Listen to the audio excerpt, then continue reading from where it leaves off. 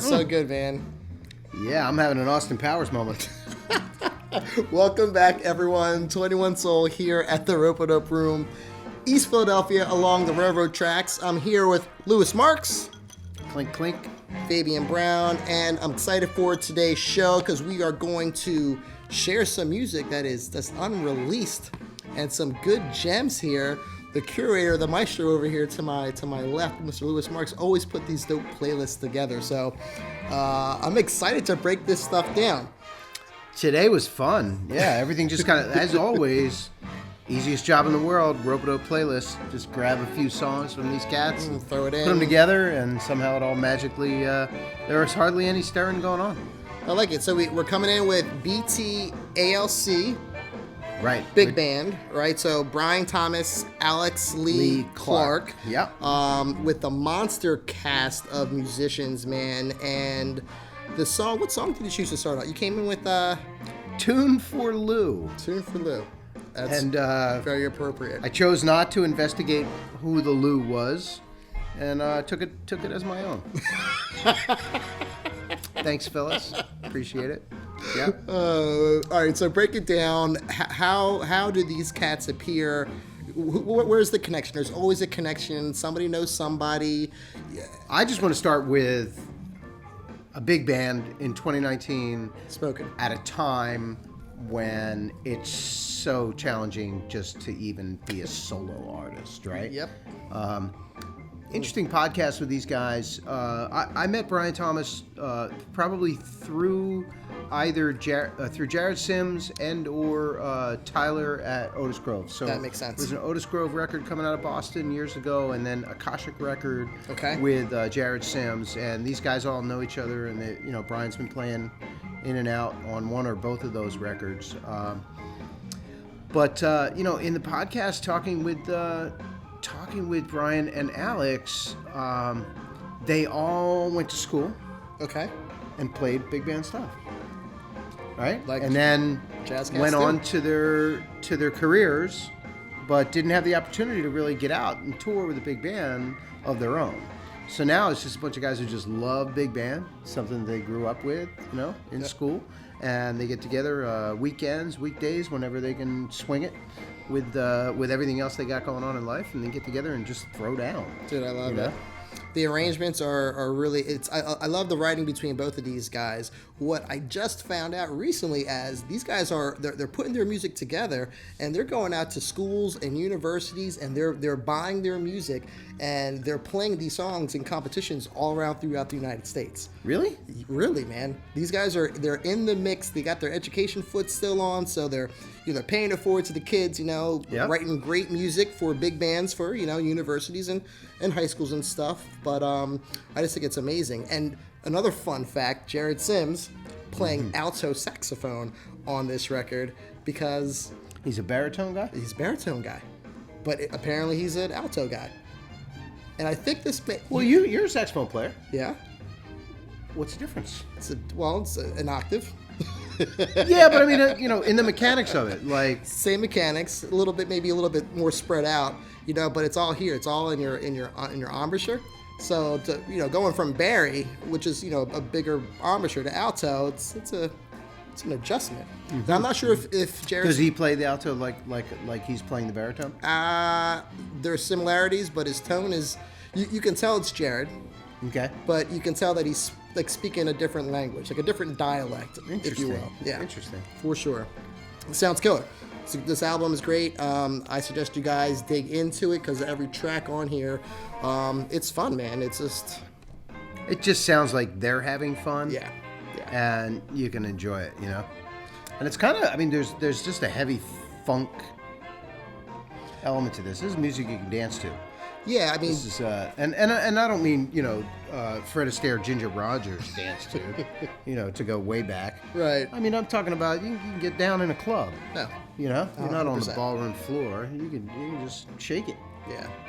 Shake it if you got it. Yeah, man. Shake it if you got it. Shake what your mama gave you. No, it has the jazz elements for sure, but they're definitely not just talking to your dad's jazz, your grandfather's jazz. They're definitely bringing the soul, the funk, the R&B into their writing and into their arrangements, man. Some dope. Who do you think the Lou is that they're referencing? Definitely you. No, thanks. I'll take it. I'm going. When's this record coming out? So, The Search for Peace is the name of the album. It comes out May 17th, 2019. So this will actually air prior to this coming out. Is that right? All right, Steven says that's right. Yeah, man. So sit back, enjoy it, because the musicians... Dude, look, it's just... How many? 18 piece? This is... I think, 17 or 18. Yeah, just about, man. Close to that. Look at that. So stay tuned, guys. Stay tuned. It's several golden eras combined, including today. That's all I can say. I like that. Well, there's more I could probably say. Let's bring it back to Minneapolis, Minnesota.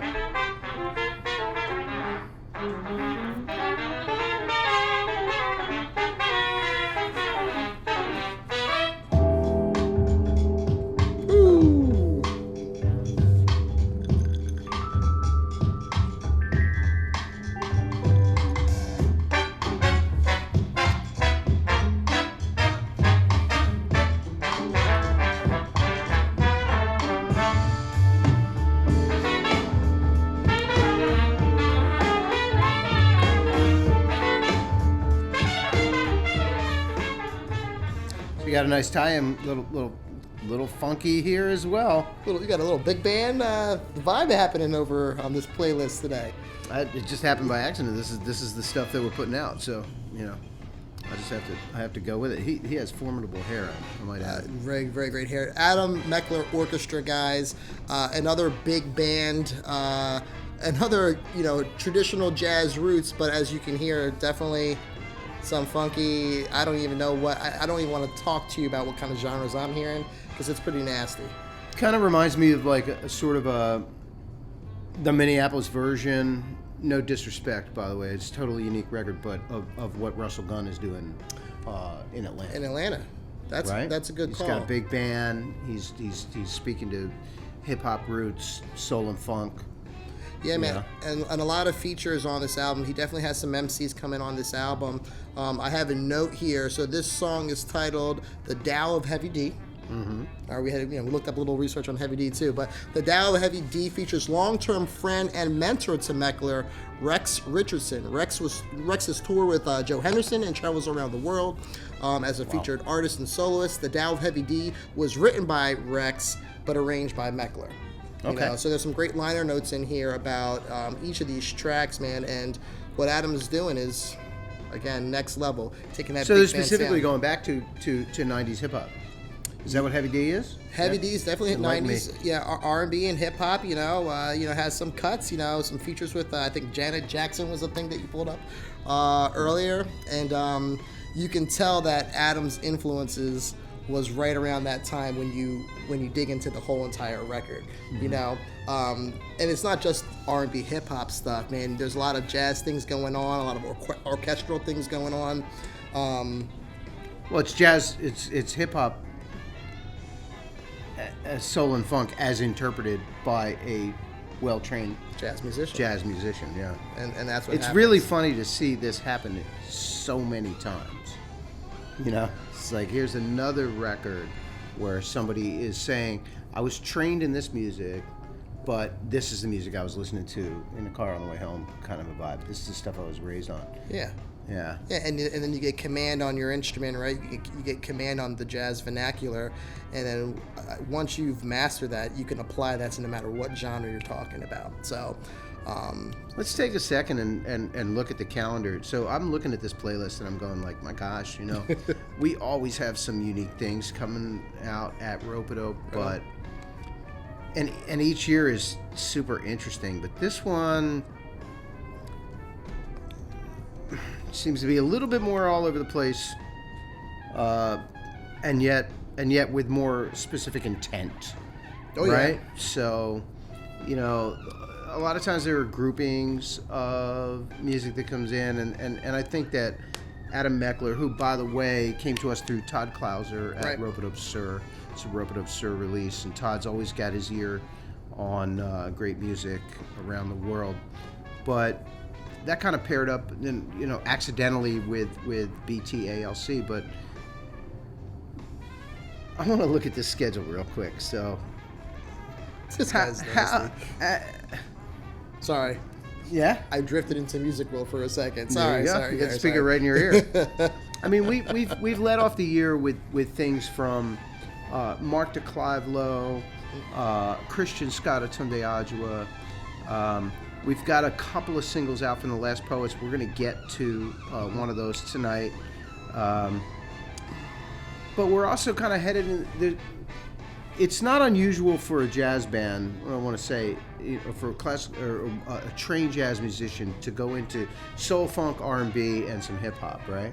But we're going to see some things later this year that are more exploratory, where people are going into Americana, even folk music from a jazz perspective, and poetry from a jazz perspective. So just a quick rundown of some of the things that are coming up.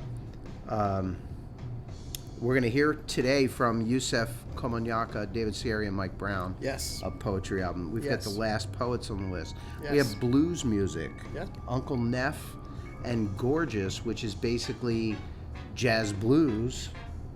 Yep. Right?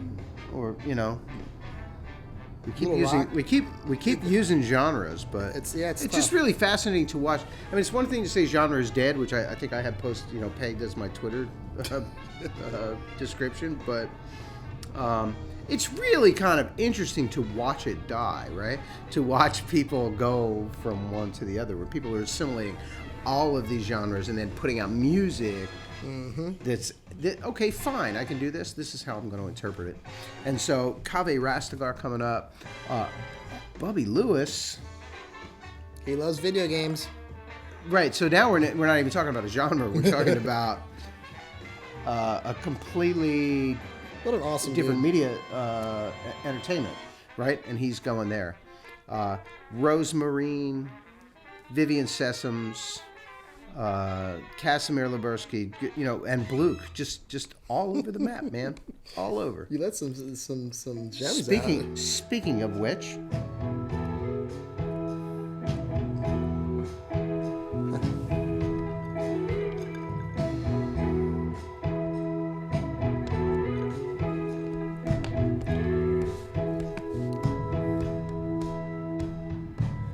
they say the future man will live 200 years, but will the future man cry plastic tears?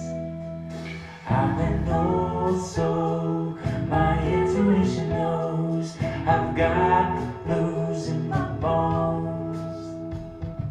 An intimate moment is spread through a Facebook share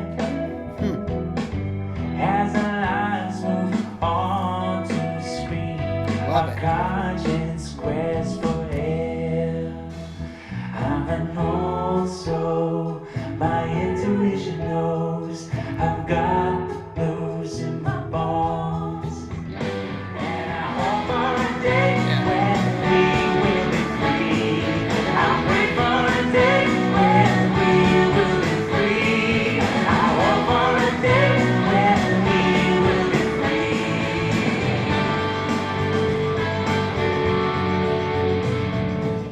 Well, I must have been Songwriting, man.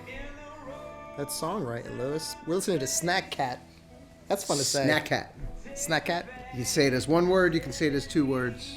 All depends on how well you would like to enunciate. I love it. I just say snack it. Snack it. I think this song is perfect, just a perfect example. I can't even break it down. Like genre, you can't break it down? Like, what do you mean? Yeah, I mean, these are jazz musicians. Right. Playing what they want to play. I found the lyrics rather interesting. I mean, this song is called Old Soul. He's talking about being bored at the wrong time. Right. You know, I've got the blues in my bones. You know, and we're definitely seeing more and more people heading back to like really fundamental songwriting structure. And the guitar is back, man. Yeah. And it's not Django Reinhardt. No, I love Django Reinhardt, but it's not Pat Martino. You know, it's like we're playing the guitar for all the power and intent the guitar has, but we're dropping it in. But we're dropping it into an elaborate composition. Yeah. You know, which is interesting. Sorry. Go ahead. No, go. It's interesting because I think what happened with rock and roll is that it hit the power chord, right? I saw Dave Davies the other day from the Kinks, by the way, and you know, maybe the first power chord I ever heard, perhaps the world, done right. Right. Rock seemed to evolve as people began to play rock who came from other spaces. And then rock got very complex. Okay. Right? And it got so complex that it almost ate itself up. This is different. This is people who are immersed in the complexity going back and trying to find simplicity. Yep. You know? Yeah. And very in this track, very tastefully done. You know, there's a place for the horns. There's a place for that rock to shine. The lyrics are just obviously the context throughout the whole entire vibe. It's like Rush reverse engineered. Okay. You got me on that. I have no idea what I'm talking about. Somebody out there, tell me why I'm wrong. I'm not gonna do that. Or maybe King Crimson reverse engineer. There you go. Okay, I could dig that. Let's change the tone a little bit. Oh. I'd like to take a minute right now to dedicate this song to all the lovers all over the world. When things aren't going quite your way, and you get a funny feeling in the pit of your stomach, you might want to yell out, you might want to say something like this. It's getting strange.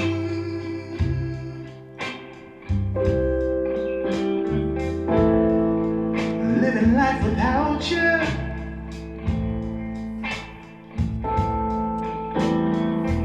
And all that I thought I knew.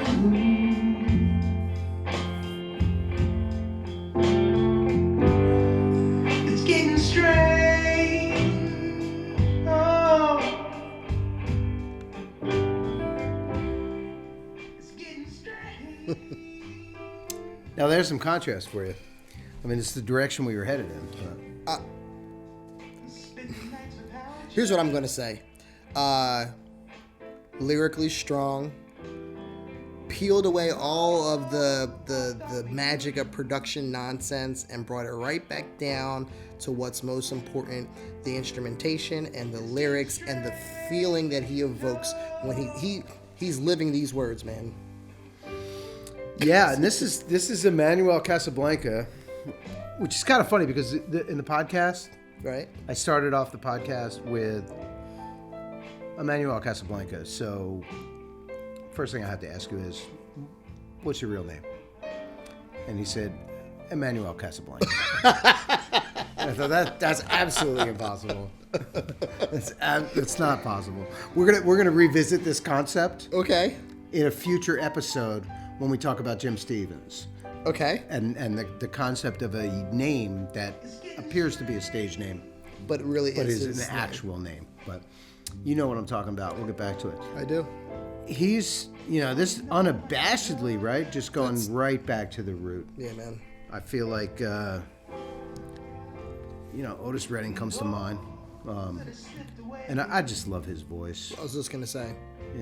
It's all of it. So what's the connection for? How did Emanuel get here? Is he connected? The third cousin of I have right? no idea. Right? He might be. I don't recall. I remember. This is probably one of those actual A&R moments. Really? where I heard the voice. And I got to tell you, like, there's a couple tracks, and you got to dig into this record when it comes out. But some of his previous work and the demos that he sent, he kills on guitar. So I heard his voice, and I heard, and I responded to him and said, "Who's the guitar player?" Right. And he said, "That's me." And I was like, I just got to talk to this cat. Yeah. You know? So it was really just based on the music. It wasn't a connection. It was an actual A&R, like, I like his voice. Same thing happened with Greg Hester, Jordan Hall, Cabinet. You know, there are a few selections on the label where I just go with my ear. And this is one of them. Is one of them, yep. I did not know that until right now. That's amazing. I have not admitted it or said it publicly until now. You should have those A&R moments a little bit more. Thank you. I mean, this is great stuff. Yeah, it's good. So this is coming out, you know, in the spring here. We're actually listening to the title track, "It's Getting Strange." Emanuel Casablanca. In fact, they're doing a show coming up, the Brooklyn Bowl. By the time this airs, we will have happened. finished that up. Living in the future. Yep. Or in the past. We are living in the future. It's Getting Strange, Emanuel Casablanca. I can't wait to hear what you got coming up next, Louis. Time to get serious and take this out with some very strong poetry.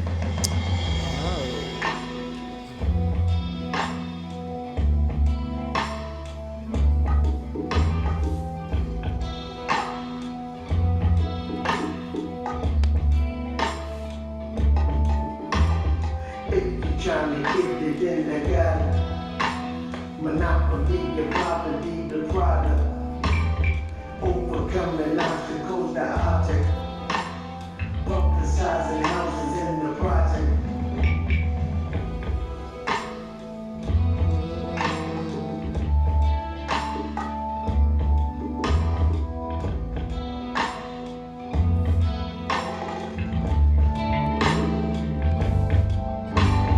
If you're trying to get it, then I got it.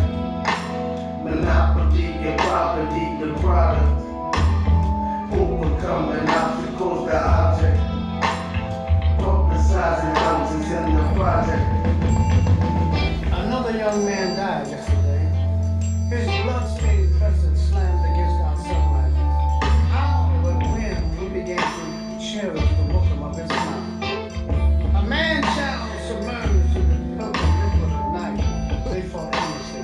They fall aimlessly through the cracks of darkness.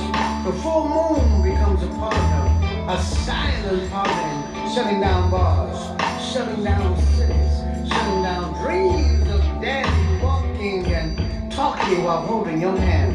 Our children cry out to us from their fears, from their suicides, from their innocence and loneliness, being betrayed by lazy pimps and lip smiles. The opera is in full form. The drama unfolds. The violin is both tragic and comforting. The piano light and inspiring. The crescendos between light and darkness are truly stunning.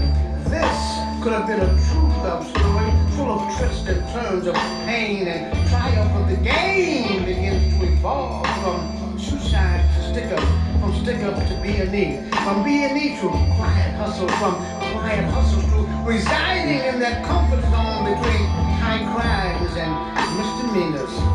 New songs from old radios where crippled poems lounge in digital wheelchairs, twisting in the dark while spitting acrobatic words at boombox musicians who scratch and sample the rats from the devil's ears while conducting bling-bling concertos that howl at the moon. And all those projects, and all those quick glimpses of death, and all those sudden and unfortunate intrusions. Heavy.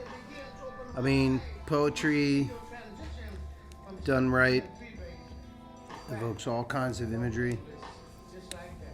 I don't know what to pick here. One of the most unique things about the Last Poets to me is that while they're immersed in the struggle, in the support of African Americans, descendants of slaves, They're also reflective of their own community and speaking honestly to African Americans. And I don't mean to say this that I think the burden needs to be on African Americans. I just find it interesting. It's so inclusive to feed back to your friends, to your people. Hey, we need to lift up. Like, you gotta get game. You gotta go on. So I wanna read one of those. We came in with the intro from Malik B, one of the original members of the Roots. If you're trying to get it, then I got it. Monopoly your property, the product. Overcome the obstacles, the object. Publicizing houses and the projects. So they start right out with, this is the scenario. This is what we're dealing with, right? But Umar, who is a fascinating, I don't think I've met a more creative and intelligent mind than Umar bin Hassan. And he doesn't present that way. He just starts talking, and then you get that there's so much going on. We heard coming in new songs on old radios. Great hook there.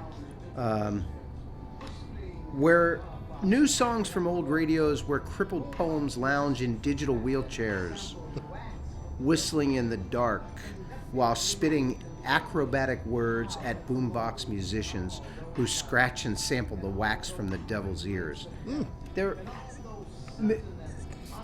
Sorry. While conducting bling bling concertos that howl. He's criticizing hip hop while creating it. And then moves on. He's almost like the perfect mirror to everything that's happening.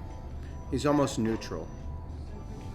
And that's a hard thing to face. It's a hard thing to watch and witness, but I think that's a point of growth. That's a point where everybody can, if you can face yourself, right, you can move forward. And the power of words. Transcending Toxic Times, set for release May 10, 2019. You covered it, Louis. We got something else? Oh, it's coming. It's a nice long intro, but more poetry. You can tell us a little bit about Yusef Komunyakaa. So Yusef, David, Cieri, Mike Brown.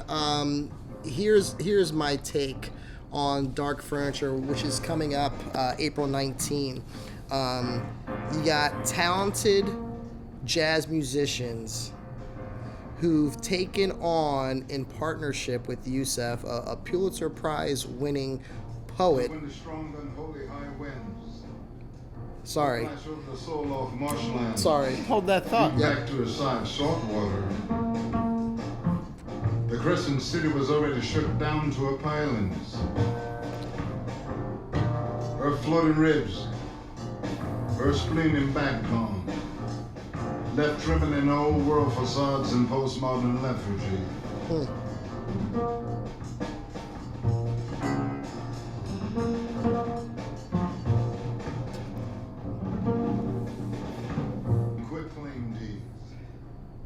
This track stood out to me. Go ahead. Hold that thought, but this track stood out to me on the album. It's called Requiem. I had no idea. It's funny how you listen to music sometimes, or poetry at this point. Some things you can focus in on, and some things you can miss. Okay. Right? I don't know what's happening in our busy world, but when I first heard this track, I didn't get it. And then when I was setting it up for tonight, he says the Crescent City, her floating ribs, And just those words, it was like I knew instantly we were talking, obviously, Crescent City, New Orleans, right? Yep. And her floating ribs post levee failure. Yep. Yeah. So I want to come back to you, but I'm just overwhelmed by the poetry. Right. It's really incredible when you put it to music, and you can get some time to listen to the actual words.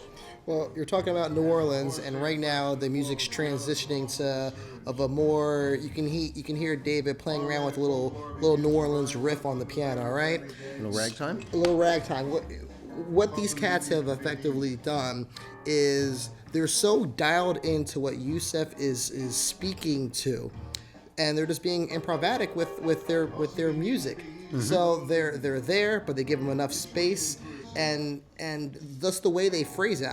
This is great. This is great stuff. I think people need to really pay attention to how the music and the poetry interact with one another. It's phenomenal. Yeah, take some time to listen to this music, to listen to this poetry. There have been several records from David Cieri, one previous record with Mike Brown and Yusef Komunyakaa. I have to say that I noticed this one's distinctly different. The first one was really interesting because I hadn't heard poetry and music put together in that way. Right. And at the time, the revelation for me was that the poet can actually be a band member and a soloist. Okay. Instead of just being a poet reciting in front of a band, with the band accentuating their poetry, right? So they're kind of riffing together. This one's really interesting because you still have that, but you hear David Cieri, who has a couple other records with us, which he does soundtracks. He does the Ken Burns, many of the Ken Burns scores, right? So you hear him kind of setting more of a story and an intro to each of the songs on this record, and then Yusef more flowing into. So I think they've seasoned a little bit, matured a little bit, which is strange for me to say for people who have been around doing this for as long as they have, and it gets strange. It kind of goes out, if you will, in a jazz way. It's more Coltrane than Basie. Yeah, definitely more Coltrane than Basie. But to what you're saying, man, from the albums, their maturity as a cohesive group. As a group, because they're killing individually, they're doing their thing. But as a group, they're in their pocket at this point. Definitely in the pocket. I wonder why more people haven't done what they do. I don't know. And this is a great contrast to hear The Last Poets with Jamaluddin Tacuma. People coming together with words and music. Yeah. And Yusef, David, and Mike coming together in their way. The message is different, I'm very proud to be releasing these records. That's all I can say. This is art. This is great, man. So, Dark Furniture, April 19th this year. April 19th? April 19th. That's like next week. That's this week. Or it's last week.